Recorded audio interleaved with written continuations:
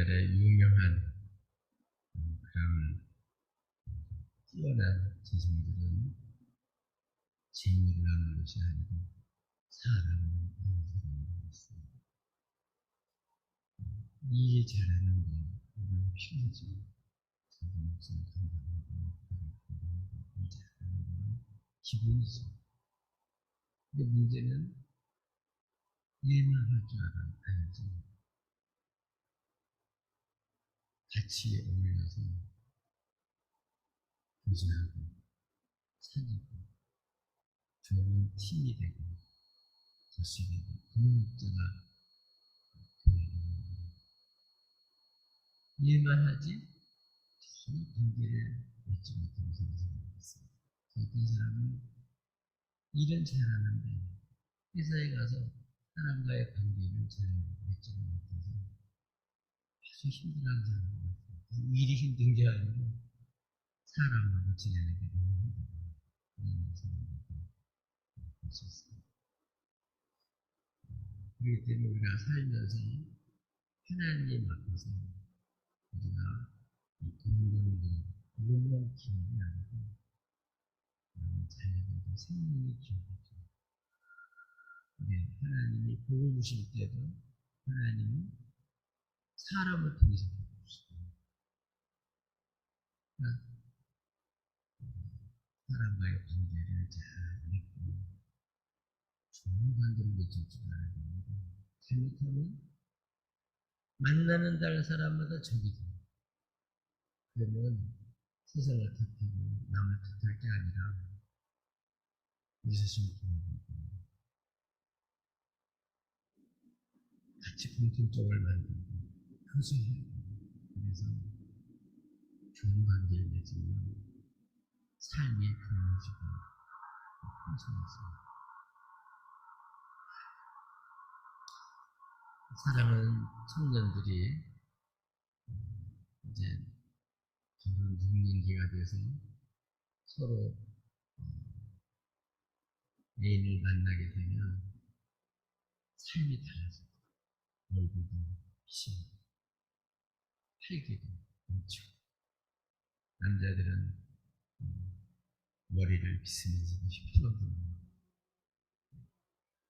그렇게 둔한 목석 같은 사람이 사랑에 편들고 있습니다. 이게 벌써 사랑하는 사람이 생겼으니까 바뀌죠. 혼자 살 때는 자기밖에 모르는 사람이 이제 결혼하고 자식을 낳으면서 사회와 같은 이론으로서 역할을 감당하는 그게 성숙한 어른의 모습이죠. 그리고 특별히 예수 믿는 사람들은 그러니까 사기 이게 중요성을 우리가 기억하고 큰 관계를 맺는 것이죠. 근데 이 모든 우리의 사기는 우리의 사절 우리의 사기는 단순히 사람들의 사기만이 아니고 하나님과 그분의 아들 예수 그리스도만 이름으로 있습니다. 그러니까 다른 단체에 대한 만남 교제도 중요하지만 더 중요한 것은 이제 우리 교제의 기초, 교제의 근거, 교제하게 된 원천 자체가 하나님과 그분의 아들 예수 그리스도시죠. 그래서 주님을 고백하고 성자까지 아낌없이 내오시는 하나님의 사랑을 알고 성령으로 말미암아 주님께서 우리의 사랑을 하신 그런 무슨 연천을 알고 그래서 이제는 이 땅의 최고의 축복이 뭐냐면 이만이에요. 내가 혼자인 줄 알았더니 진짜 하나님이 나하고 우리와 함께 하신 거예요. 그러니까 우리의 사귐은 사람들만의 사귐이 아니고 우리 하나님과 그의 아들 예수 그리스도와의 사귐이에요. 성령으로 말미암아. 하나님 없는 주님과의 사귐이 거기에는 많은 문제가 발생합니다. 근데 소망이 없던 이런 곳에 하나님의 사랑과 독생자를 주시고 그로 말미암아 우리를 살려주시고 용서받게 하시고 그래서 이제는 하나님께 돌아서서 예수를 믿고 하나님을 향하여 살 수 있는 이러한 공동체가 됩니다. 교회가 된 것은 큰 축복입니다. 그렇기 때문에 교회를 통해서 가정도 회복이 되고 교회를 통해서 신령들도 회복이 되고 교회를 통해서 사회가 새롭게 되는 거죠. 그래서 이 땅에서 살아가면서 최고 중요한 것 중에 중요한 게 뭐냐면 그렇기 때문에 하나님과의 사귐입니다. 그래서 주님을 가까이 하는 게 우리 기쁨이에요. 오늘 보면은 우리 사귐 중에서도 특별히 근본이 되는 우리 하나님과의 사귐을 어떻게 할 수 있는지 사도 요한을 통해서 우리들에게 알려주고 있습니다. 주님과 만나는 게 너무 즐겁고 영광스럽고 기쁘고 그러니까 이 주님과의 그 사귐 속에 이렇게 사귐을 가진 사도들, 교회, 주의 백성들이 또 그런 사귐 속에 추첨을 하는 거죠. 초대교회 같은 경우도 보면 교회는 비록 안 나가지만 정말 교인들이 주님을 모시고 하나님의 말씀에 주님 명령을 따라서 계명을 따라서 서로 사람들의 가르침을 받아 살아가는 그 공동체를 보고 사람들이 칭찬하고 같이 있죠.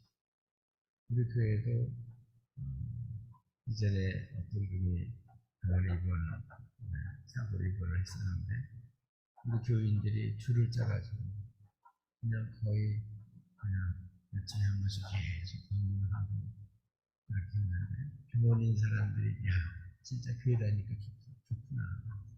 누가 친척이나 형제들이 누가 이렇게 하냐. 이게 다 주님을 아니까 주님 안에서의 교제가 일어나는 거죠. 주님 안에서 교제죠.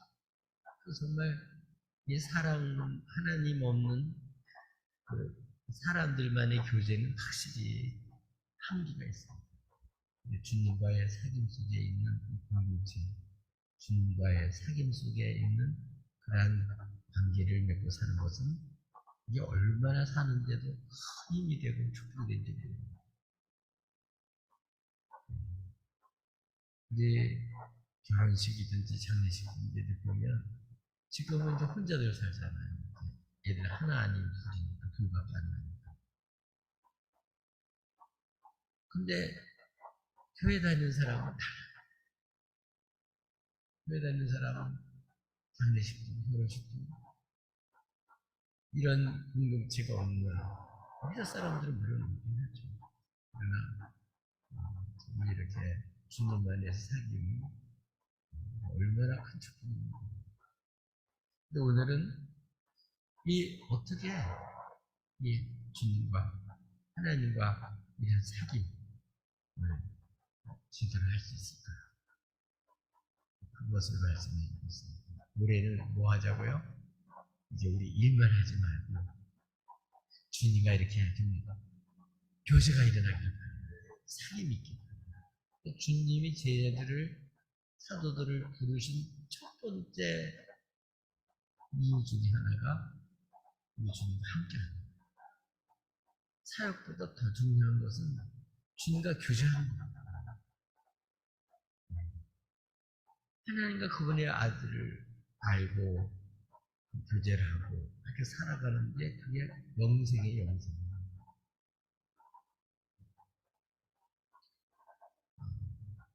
사랑하는 사람 만나서 삶의 의욕을 갖게 되고 일하는 그런 의미를 찾게 되고 그렇게 하면서 정말 아름다운 그런 가정을 이루듯이 우리가 이 주님을 만나면 모든 삶이 달라집니다. 우리의 모든 삶이 풍성해져요. 모든 삶이 아름답게 회복이 됩니다. 그렇기 때문에 여러분, 이제 일만 하지 마시고 뭐 하자고요? 주님과 교제하는, 주님과 깊이 사귀는 이러한 일들에도 힘을 쓰시기 바랍니다. 근데 문제는 주일 하느라고 주님과 사귈 시간이 없어요. 주일 하느라고 주님과 더 멀어져요. 무슨 소리냐고요. 주님과 더 깊이 만나고 사귀고 그래서 여러분 주의 사랑 마음껏 받고 세상에 나밖에 없어. 아니에요. 우리 주님이 계시고 우리 최고의 사랑을 받는 사람들이에요. 주님과 교제해야 우리의 삶이 정말 달라집니다.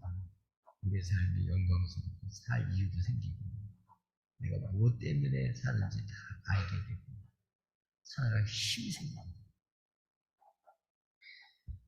어떻게 그러면 이 주님과 사귀면서 살 수 있을까요? 5절 말씀에 그 비결을 가르쳐주고 있습니다. 사도 요한은 주님으로부터 부름받아서 세워진 사도고 또 주님과 주님의 말씀을 전하도록 주님이 보냄을 받은 뜻이 사도라는 뜻은 보냄을 받은 자라는 뜻이거든요. 그러니까 가면 자기 말하는 사람이 아니고 주님과 똑같은 마음과 생각을 가지고 주의를 하는 거예요. 그 사람은 사도였어요. 억지로 로봇가 아니라 정말 주님을 제대로 알고 살아가면서 정말 주님의 말씀을 전하고 주님을 전하는 사도인데 이 사도 요한은 직접 늘 살아서 있다는 것입니다. 성육신 하신 독신의 예수님 만났던 분이십니다. 그분에게 선택받아서 특별 교육받은 사람이죠. 직접 그 얘기 들었다. 얼마나 영광스러워요. 그리고 듣고 그 주님으로부터 이렇게 듣고 또 보고 만난 그래서 주님이 명령을 따라서 또 교회 성도들에게 독자들에게 이렇게 전하는 거죠. 그 전하는 소식이 뭐냐 기쁜 소식인데 그 소식이 여기서 보니까 소식이 뭐냐 따라서 합시다. 하나님은 빛이시라. 하나님 누구라고요? 빛이시라. 사도 요한 직접 주님께 듣고 또 주님을 전하면서 말씀하는 거죠.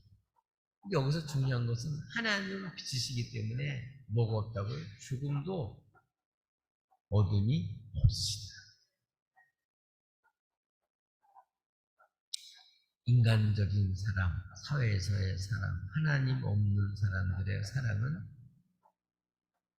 사랑해도 그물이 있어요. 순수한 사랑이 아니에요. 부부도 어쩌면 순수한 사랑이 아니에요. 거기 자기 생각이 있고 자기 중심적 그런 게 들어있어요. 남편을 위하면서도 남편을 도우면서도 그 사람이 되게 하는 정도로 끝나지 않아요. 반드시 조종하는 거예요. 이게 이제 금지 모습이에요. 부모님들이 자식을 키우면서도 공부 잘하고 잘 돼서 자녀를 위한 것도 있지만 은근히 거기에 자기의 생각이 계산이 깔려있는 거예요. 그게 어둠이죠. 근데 하나님 그런 게 없어요. 완전히 진리시고 온전하시고 빛 자체이시고 거짓이 없으시고 실수가 없고 어떤 복잡한 다른 생각이 있는 게 아니에요. 그러니까 빛이시고 어둠이 조금도 없으시다. 우리 주님이 오셔서 하나님 누구신지 그대로 다 알리고 말씀하시고 하나님 어떤 분인지를 다 드러내주셨죠. 그래서 하나님은 예수로서 당신이 누구신지를 완벽하게 드러내셨어요. 그래서 누군지를 요한은 직접 보고 또 듣고 그리고 또 명령받은 대로 소식을 전하는데 그 소식은 하나님은 빛이시다. 그러니까 조금 더 어둠이 없으시다. 그러니까 이런 빛이신 하나님과 어떻게 그럼 교제할 거냐. 그 내용이 6절에서부터 10절까지 나옵니다. 이 하나님과 교제가 되려면 어떻게 될까? 이 빛이시라는 얘기는 그분의 속성이고 성품이고 우리 하나님의 본성이 빛이세요. 그러니까 이 주님 구원받은 죄 백성들이 주님과 하나님과의 사귐 속에 가려면 어떻게 된다고요? 역시 6절에 있는 말씀처럼 어둠에 행하면 안 돼. 빛 가운데서 행해야 돼. 그래서 이 당시에 왜 이런 말을 요한이 이렇게 굳이 이렇게 할까? 이유가 있는 거죠. 당시는 특별히 영지주의의 영향을 받는 그 영지주의의 미혹이 있었고 지금도 영지주의 영향이 기독교 내에 많이 들어와서 많은 그런 문제를 일으키고 있습니다. 그래서 예수 믿는 사람들 속에서도 이 잘못된 사상이 들어가지고 이 잘못된 그런 생활을 사는 사람들이 많아요. 근데 이 영지주의의 특성들이 많이 있지만 그 중에 하나가 어떤 거냐 하면은 자기들은 이분들의 생각은 물질 세계는 나쁜 거예요. 정신이나 영적인 부분은 좋은 거예요. 그래서 그 신령한 지식, 영적인 지식, 그 물질과 멀어질수록 신령한 거 좋은 거예요. 그러니까 이런 신령한 지식을 가진 사람들이 이 육체, 물질 세계에서 이제 벗어나서 이제 그런 세계로 올라가는 그런 것으로 생각을 하는 거죠. 그렇기 때문에 이 사람들은 예수를 믿는다고 하면서도 어떤 마음이 있냐면은 진짜 예수를 믿는 게 아니고 깨달았다. 지식을 가졌다. 그렇게 하면서 뭐예요? 자기가 대단한 존재가 된다. 초월적인 존재가 된다. 그런 그 영적인 그런 생각을 갖고 있습니다. 굉장히 자기들은 다른 사람을 닮아요. 그것까지는 이해가 됩니다. 문제는 뭘까요?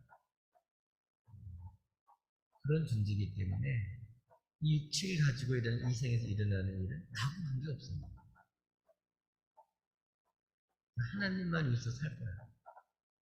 이게 겉으로 보면 굉장히 아주 신령한 것 같잖아요. 근데 기독교 사상은 아니에요. 기독교는요, 하나님이 천지를 창조하셔서 부탁하셨어요.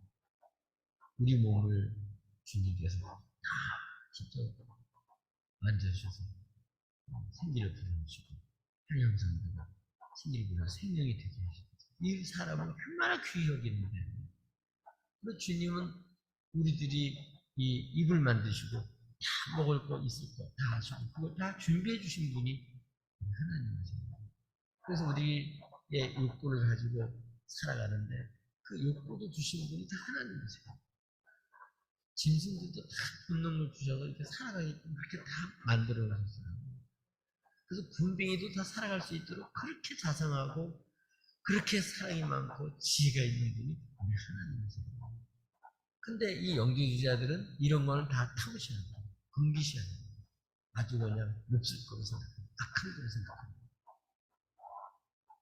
그러니까 이분들은 그래서 두 가지라 그랬죠. 하나는 아주 굉장히 철저히 금육주의로 가요. 그럼 겉으로 보면 어때요? 얼마나 아주 대단히 독하게 사는 사람 있잖아요. 금육주의에서. 그럼 금육주의는 우리 때때로 주의를 하게 절차고 이런 건 필요하지만 금육주의가 반드시 좋은 게 아니에요.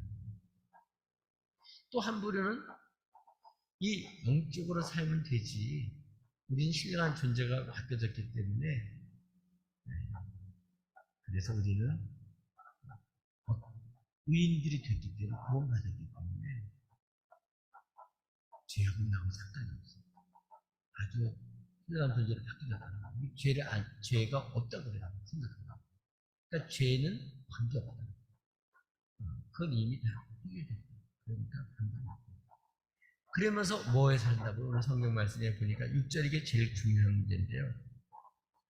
하나님과 사귐이 있다 이렇게 말하면서 따라서 합시다. 어둠에 행하면 이게 문제. 이분들은 이제 교회에 이런 영주주의 사상이 들어가지고 이미 예수로 말미암아 과거의 죄, 현재의 죄, 미래의 죄를 다 주님이 담당하셨다. 그 진리잖아요. 근데 문제는 그렇게 해서 우리가 제사함을 받고 용서함 받는 거잖아요. 근데 기독교는 어떤 거냐면 죄인이 스스로 구원받을 수 없기 때문에 죄인의 우리는. 근데 하나님이 이런 죄인들을 사랑하셔서 독생자를 주셔가지고 그분이 우리 사람의 대표가 돼서 내가 받아야 될 죄값을 주님이 다 담당하시고 그 죄를 쓴 대로 죄를 다 주님이 담당하셨기 때문에 이제는 주님의 공로와 의로 말미암아 이제 우리가 예수의 피로 죄사함을 받고 하나님께 물었다고 여김을 받는 친이라 그랬죠. 또 우리가 착해서 아주 뭘 잘했기 때문에 율법을 지켰기 때문에 의롭다고 여김을 받는 게 아니에요. 뭐를 안 먹고 뭐를 안 했기 때문에 막 절제했기 때문에 우러진 게 아니라고요. 예수 피로써 우리는 그 공로 때문에 하나님 앞에서 우리 예수님의 그 공로 때문에 그걸 나에게 전가시켜서 그걸 의롭다고 예수 믿는 사람 약속하시고 이렇게 용서하시고 받아주신 걸 의롭다고 여겨주신 거예요. 하나님 법정에서 그게 이제 문제가 되질 않아요.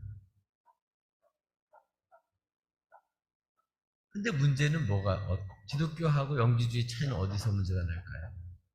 우리 로마서 7장에 보면 이미 예수 믿고 이방인의 사도가 돼서 복음을 그렇게 전하는 사도 바울의 고백입니다. 내가 정말 주님 뜻대로 살려고 했는데도 불구하고 내가 원치도 않는 일을 하는 거예요. 그래서 그것 때문에 갈등하면서 왜 그러냐? 그 죄가 속에서 내가 천사가 된 게 아니에요. 신분은 바뀌어졌지만 내가 천사로 바뀌어진 게 아니에요. 그저 여전히 나는 죄인이에요. 죄된 습관과 그러한 하나님을 모르는 그런 상태 속에 사는 이런 것들이 엄청 많아요. 그래서 이렇게 우리가 스스로 살면서 뭐해요? 지은 죄들이 많아요.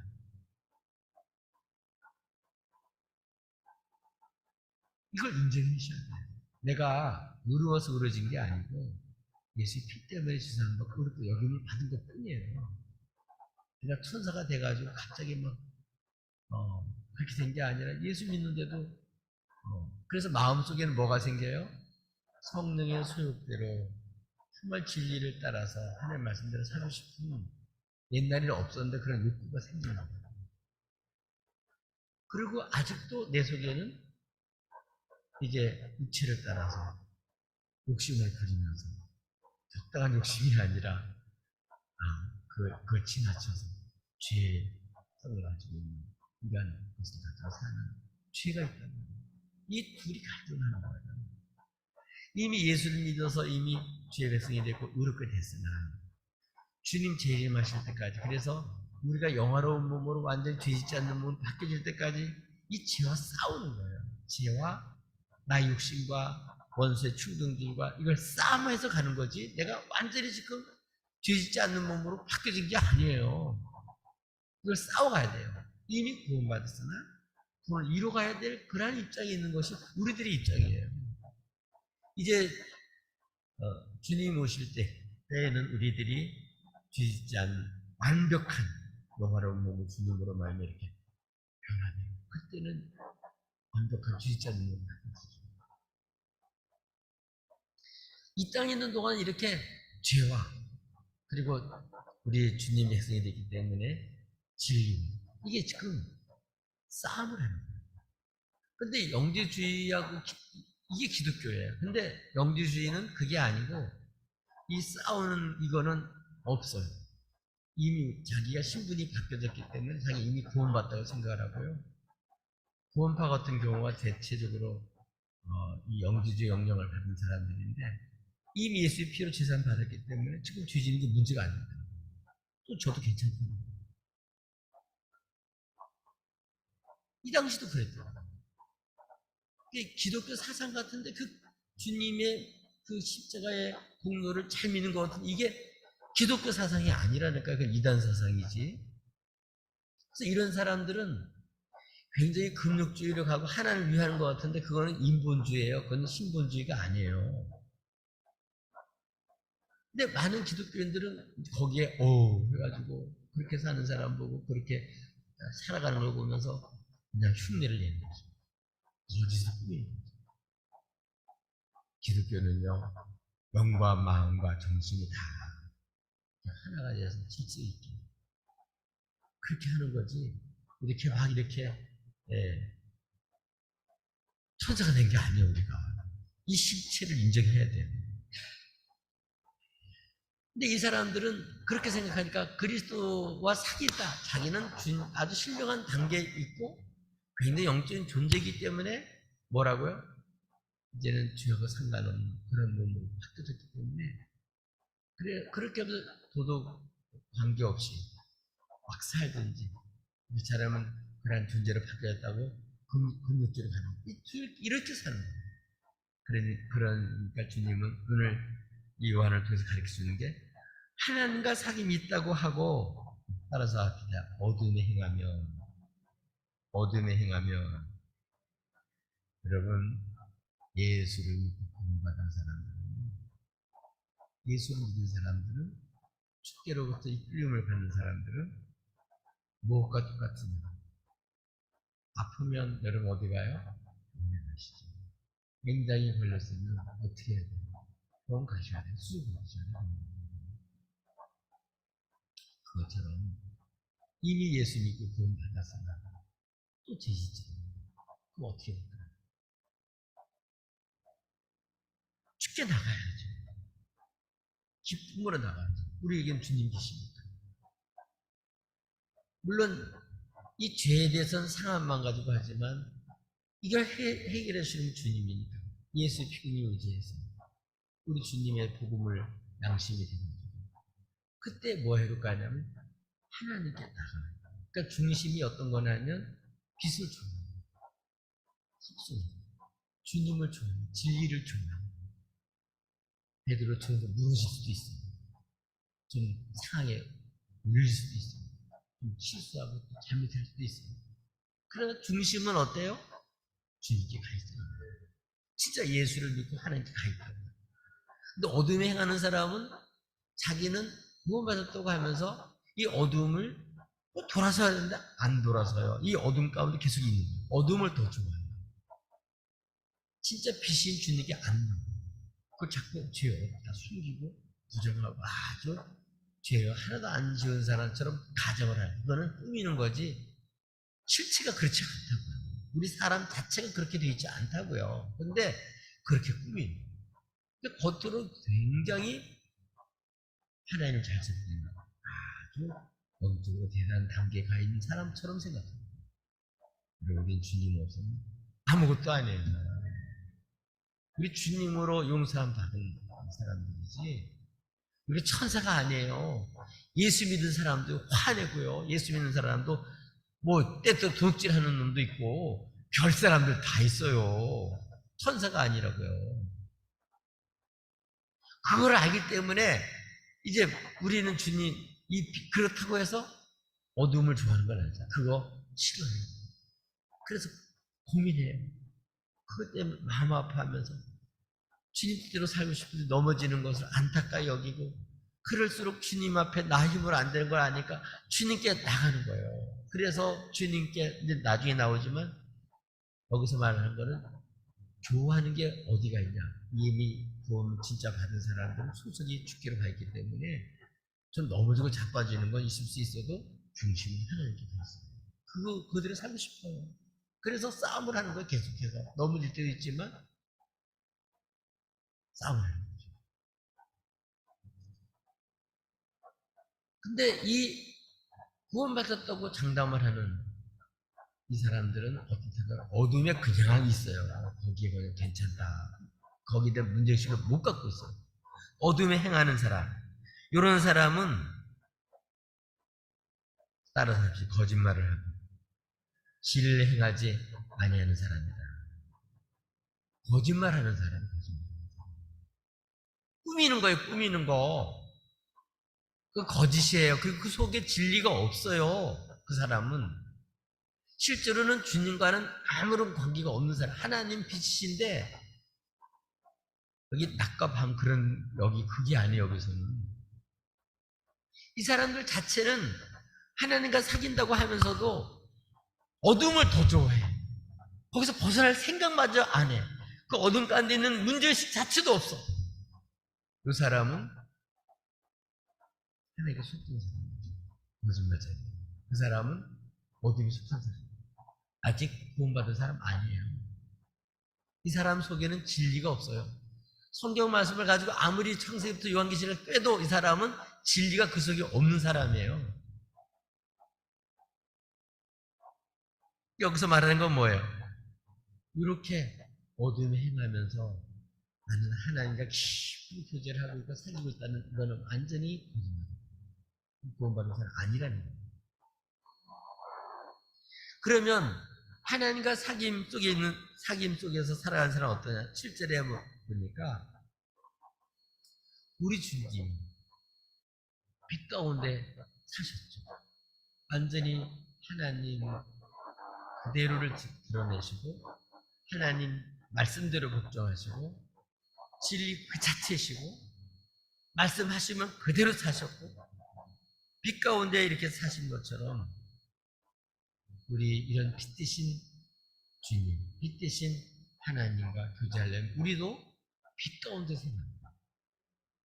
중요한 건 뭐라고요? 우리 자체가 빛이 아니라 빛 가운데 생각합니다. 그러니까 우리 소속이 이제 바뀌어졌어요. 예수 믿고 구원받은 사람들은 실수하고 넘어져도 주님 앞에 넘어집니다. 실수할 수 있어요. 죄 지을 수 있어요. 그게 우리 현실. 주님 그거 다 하셔요. 베드로 예수님 부인하고 당일자 세배 없으니까 알았잖아요. 그래도 위에서 믿음 떨어지 않다고 기도했잖아요. 주님 다 아셔요, 이미. 우리 스스로 죄의 문제를 해결하고 구원받을 수 있으면 주님 말로 오셔서 주님 필요합니다. 그러니까 우리에게는 환자에게 의사가 필요합니다. 우리 죄인은 주님 없으면 못 사니까 하나님 우리에게 주님을 주신 거예요. 그래서 이렇게 예수를 믿는 사람은 어디 산다고요? 어둠에 거하지는 않아요. 빛 가운데 삶을 차리고 빛 가운데 사는 거예요. 그래서 잘못하면 그걸 당연시하는 게 아니라 마음 아파. 주님이 나를 이렇게 사랑해요.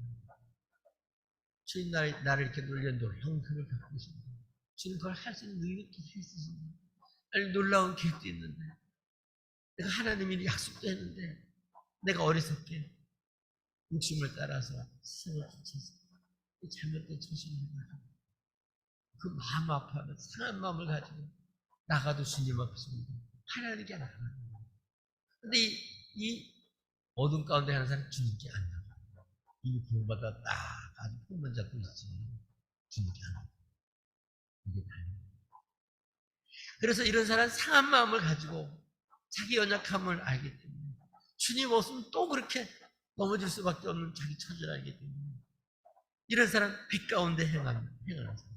이런 사람은 우리가 서로 사귀는 이런 주님을 믿는 공동체는 교회하고 사귀고 이 사귐은 우리끼리만 사귐이 아니라 우리 예수로 말미암아 예수님과 더불어 하나님과 교제하는 거죠.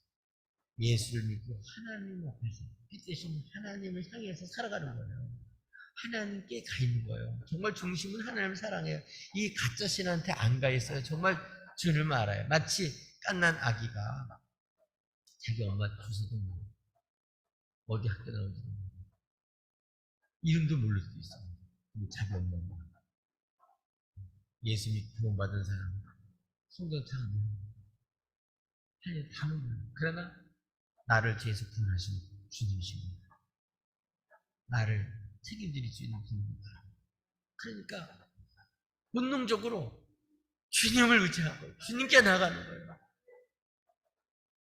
빛 가운데 사는 거예요. 이런 사람들은 지금 빛 가운데서 빛이신 주님과 교제하십니다. 빛 가운데 살아야 돼요. 그렇게 되면 어떻게 되냐? 이런 사람들은 주님 앞에 나옵니다. 주님이 보혈의 피로 용서해 주실 뿐만 아니라 7절에 보면 그게 있어요. 따라서 그 아들 예수의 피가 우리를 모든 죄에서 깨끗하게 하실 것이요. 아멘. 우리 8절에도 이제 나중에 나오지만요. 예수의 피로 우리가 예수를 믿는 사람들은 용서를 받았기 때문에 의롭다 여김을 받잖아요. 이미 용서를 의롭다 여김을 받았는데 또 죄를 졌잖아요. 그런 사람들은 어떻게 되냐면 주님 앞에 나가면 깨끗하게 한다는 건 뭐냐면 신분만 깨끗한 게 아니라 실제로 진리로 아버지 주님 사랑으로 거짓된 사랑을 보냈죠.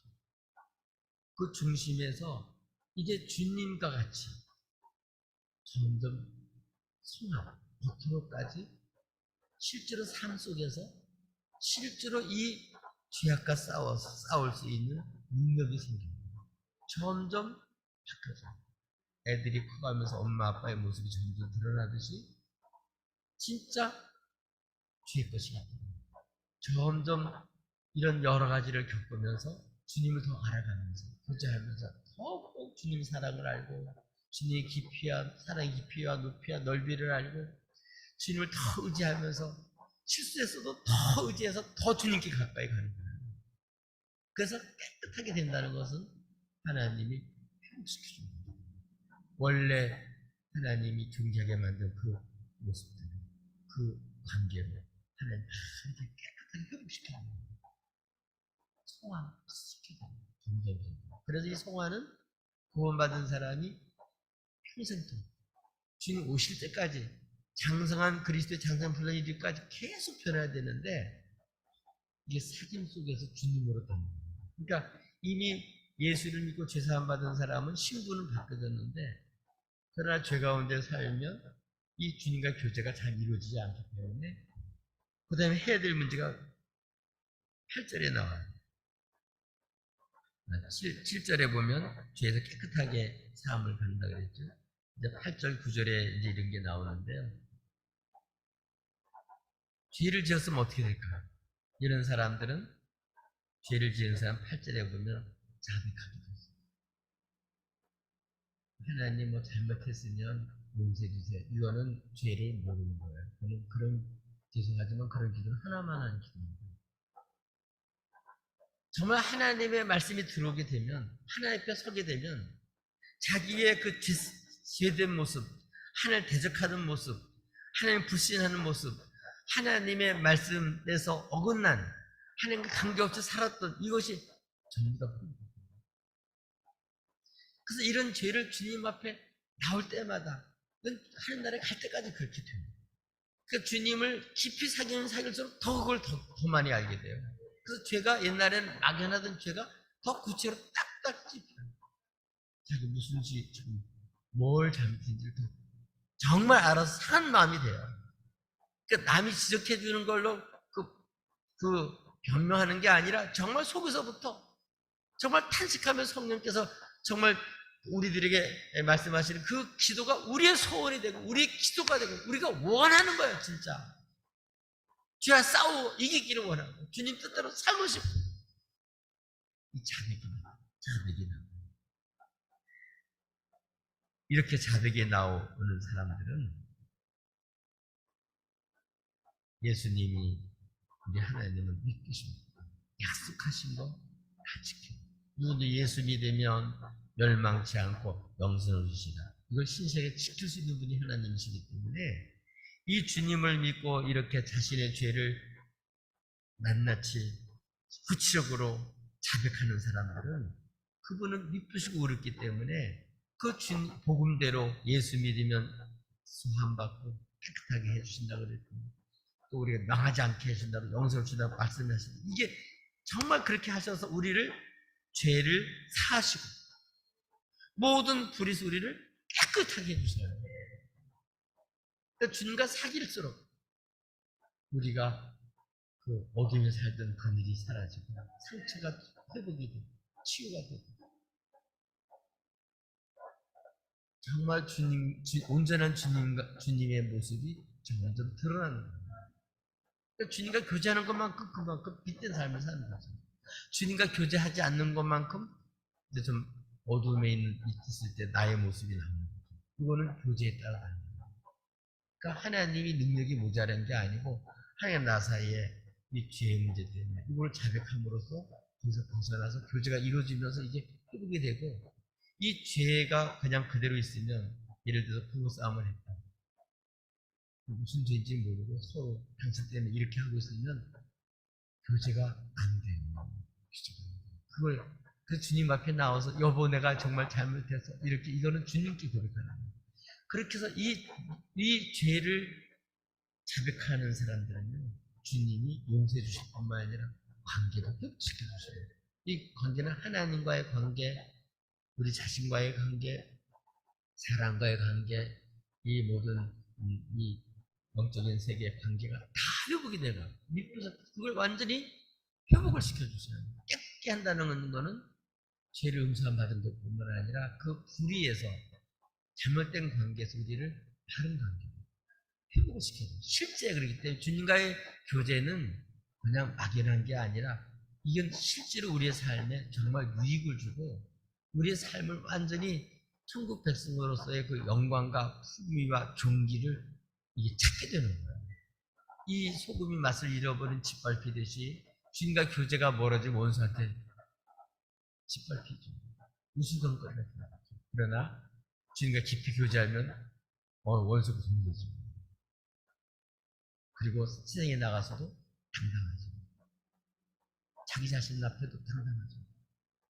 점점점 주님이 사랑을 느끼면서 그 풍성한 은혜를 알면서 하나님의 선한 의도를 알아서 비록 넘어지고 자빠져서 그것까지도 하나님이 역사하신 걸 알아요. 우리가 아는 것은 하나님을 사랑하는 자, 그 뜻대로 부르는 임자들은 운동을 하면 손으로 바꾸시고 이걸 알아요.